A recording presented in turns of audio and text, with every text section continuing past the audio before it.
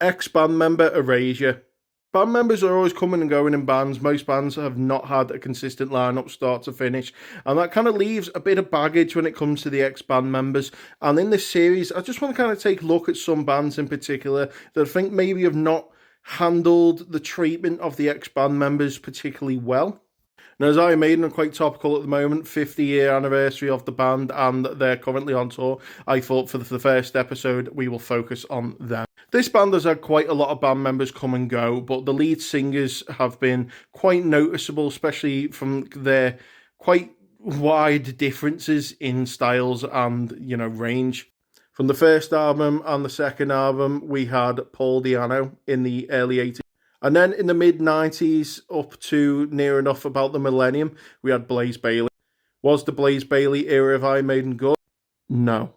However, I think out of the two ex-singers, Blaze Bayley kind of gets the most flack from both the fans and the band itself, and I think that kind of period of the band's legacy is one that they're not really going to be celebrating at any time soon or in the future. I think one key example of snobbery and band member erasure where Blaze Bayley came from Iron Maiden's best of 1990 to 2010 album From Fear to Eternity. In this album, they had replaced a couple of the Blaze era songs with the live versions that Bruce did later on, and Blaze does not appear on this album at all. Which, yeah, it keeps some consistency, but considering out of these 2 decades that this album takes place, Blaze was pretty much part of that band for near enough a whole decade of it. I just think it's a bit of a, I would consider it erasure. I would consider it a bit of a snub on their behalf. But for legal reasons, did they just want to avoid giving them royalties? I don't know.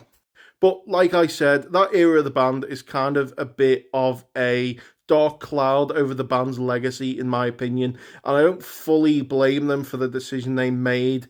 Pauldianno, especially kind of after his passing last year, has been celebrated a lot more in recent years of the band's legacy. But there was also quite a lot of drama with him where they kind of just wanted to push him under the rug and kind of pretend that he never existed.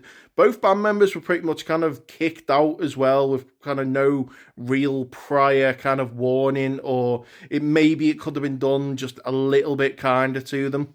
But what do you think about these two singers? What do you think about the albums that Bruce Dickinson was not a part of? Let me know in the comments. If you like this and you want more from this series, you absolutely have to like, follow, share, give me a lovely kiss on the cheek. Love you.